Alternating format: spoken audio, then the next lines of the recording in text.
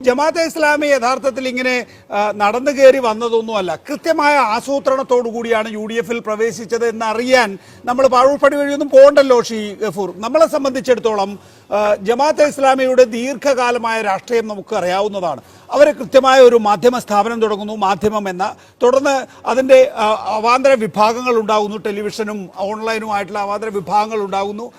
പിന്നെ അവരെടുക്കുന്ന വിഷയങ്ങൾ, പ്രത്യേകിച്ച് ഈ ന്യൂനപക്ഷ സംവരണവുമായി ബന്ധപ്പെട്ട വിഷയങ്ങൾ എടുക്കുന്നു, അങ്ങനെ പൊതുവേദി ഉണ്ടാക്കുന്നു.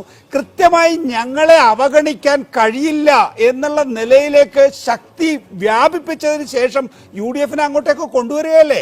അതല്ലാതെ മുസ്ലിം ലീഗിന് ഒരു ആവശ്യമുണ്ട്, അല്ലെങ്കിൽ ഒരു 5-10 വാർഡുകളിൽ ഒരു ആവശ്യമുണ്ട്, അതിന് ജമാഅത്തെ ഇസ്ലാമിയെ കൊണ്ടുവന്ന് കളയാം എന്ന് വിചാരിച്ചിട്ടല്ലല്ലോ. ജമാഅത്തെ ഇസ്ലാമിയുടെ ആ ഒരു കൃത്യതയാർന്ന രാഷ്ട്രീയ നീക്കത്തിൻ്റെ റിസൾട്ട് അല്ലേ യഥാർത്ഥത്തിൽ തദ്ദേശ ഭരണ തെരഞ്ഞെടുപ്പ് 2020-ലെ?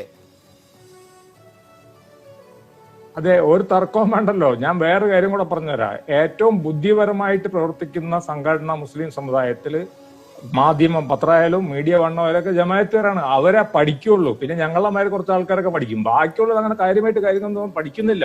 സംവരണമായാലും വേണ്ടില്ല, ന്യൂനപക്ഷ പദവിയുടെ കാര്യമായാലും വേണ്ടില്ല, കാശ്മീർ വിഷയമായാലും വേണ്ടില്ല. അതൊക്കെ ഇവര് നല്ല